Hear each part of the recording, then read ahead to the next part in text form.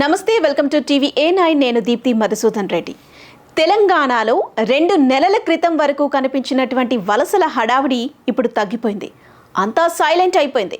జంపింగుల ఊసే లేదు. ఆ ముగ్గురికి తప్ప అందరికీ కండువా కప్పేస్తామన్న హస్తం పార్టీ డైలమాలో పడిందట. పోదామని గోడ మీదున్న లీడర్లు కూడా ఎందుకొచ్చిన బాధ అని కారులోనే ట్రావెల్ చేస్తున్నారట. వలసలతో ఉక్కిరి బిక్కిరైన బీఆర్ఎస్ పార్టీకి ఇప్పుడు రిలీఫ్ లభించిందట. ఇక గులాబీ వనం నుంచి అధికార కాంగ్రెస్ పార్టీలోకి వలసలు ఆగినట్లేనా అంటే అవుననే సమాధానం వినిపిస్తోంది. రేవంత్ వేసిన బీఆర్ఎస్ ఎల్పీ విలీనం స్కెచ్ వర్కౌట్ కానట్లేనా?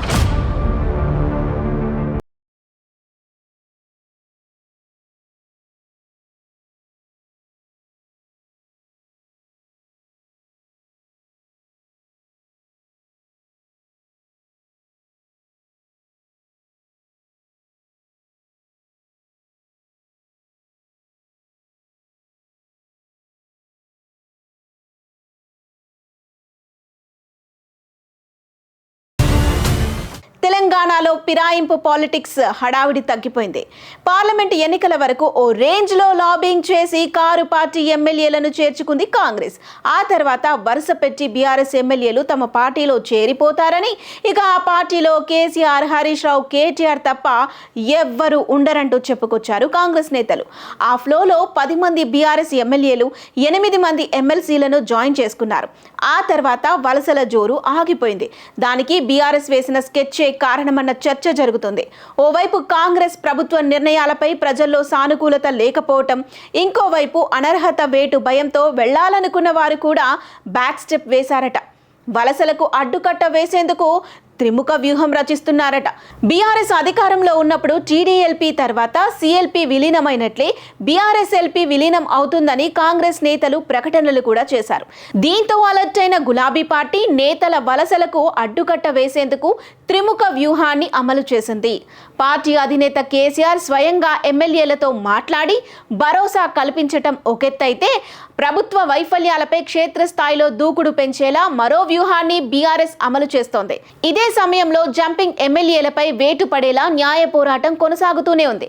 దీంతో బీఆర్ఎస్ లోనే ఉండాలా లేకపోతే జంప్ అవ్వాలా అని గోడ మీదున్న ఎమ్మెల్యేలు కూడా కారులోనే కంటిన్యూ అవుతున్నారు.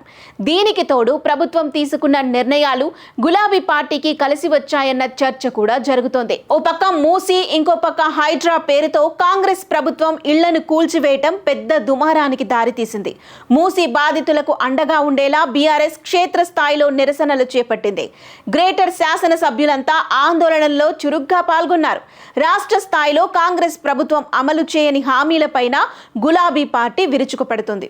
రుణమాఫీ, రైతు భరోసా వంటి పథకాలను ప్రభుత్వం సక్రమంగా అమలు చేయలేదని బలంగా వాయిస్ వినిపిస్తోంది. దీంతో పాటు ఇటీవల సీఎం రేవంత్ రెడ్డి నియోజకవర్గంలో గిరిజనులపై జరిగిన దాడి వ్యవహారం కూడా అధికార పార్టీకి కొన్ని చిక్కులు తెచ్చిపెట్టేలా కనిపిస్తోంది.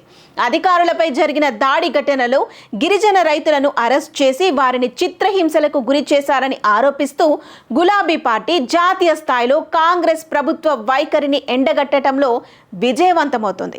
మరోవైపు పార్టీ మారిన ఎమ్మెల్యేలపై అనర్హత వేటు వేయాలని గులాబీ పార్టీ న్యాయ పోరాటం కూడా చేస్తుంది. ఈ నేపథ్యంలో కాంగ్రెస్ లోకి వెళ్లాలనుకున్న కారు ఎమ్మెల్యేలు తమ నిర్ణయాలను మార్చుకున్నారని తెలుస్తోంది. బీఆర్ఎస్ పార్టీకి ప్రధాన ప్రతిపక్ష హోదా లేకుండా చేయాలని అధికార పక్షం అనుకుంటే 28 మంది ఎమ్మెల్యేలను కాంగ్రెస్ పార్టీలో చేర్చుకోవలసి ఉంటుంది. ఇప్పటి వరకు 10 మంది ఎమ్మెల్యేలు పార్టీ మారారు. అంటే ఇంకో 18 మంది ఎమ్మెల్యేలను కాంగ్రెస్ లాగాల్సి ఉంటుంది. ప్రస్తుత రాజకీయ పరిస్థితుల్లో బీఆర్ఎస్ ఎమ్మెల్యేలు కాంగ్రెస్ పార్టీలోకి వెళ్లేందుకు వెనకడుగు వేస్తున్నారన్న ప్రచారము జరుగుతోంది. పార్టీని వీడిన 10 మంది శాసనసభ్యుల్లో 4-5 ఎమ్మెల్యేలు తిరిగి గులాబీ పార్టీ నేతలకు టచ్ లోకి వచ్చారన్న టాక్ కూడా వినిపిస్తోంది. ఇలాంటి రాజకీయ పరిణామాలన్నీ బీఆర్ఎస్ నుంచి ఎమ్మెల్యేల వలసలు ఆగిపోయేలా చేశాయట. దీంతో గులాబీ పార్టీకి జంపింగ్ల బాధ నుంచి రిలీఫ్ లభించినట్లయిందంటున్నారు. కనీసం ఒక్క ఎమ్మెల్యే మీద వేటు పడినా ఫిరాయింపుల కథ ముగిసే పరిస్థితి అయితే కనిపిస్తోంది. అయితే కాంగ్రెస్లోకి వెళ్ళి మళ్ళీ బీఆర్ఎస్లోకి వస్తామంటున్న ఎమ్మెల్యేల విషయంలో గులాబీ దళపతి నిర్ణయం ఎలా ఉంటుంది అనేది కూడా చర్చనీయాంశంగా మారింది. మరి మీరేమనుకుంటున్నారు? ఎవరైతే బీఆర్ఎస్ పార్టీ నుంచి కాంగ్రెస్లోకి వెళ్లారో వారు తిరిగి బీఆర్ఎస్లోకి వస్తానంటే గులాబీ బాస్ ఆహ్వానిస్తారా? ఒప్పుకుంటారా? మీ ఒపీనియన్ని కామెంట్ రూపంలో మాకు తెలియజేయండి.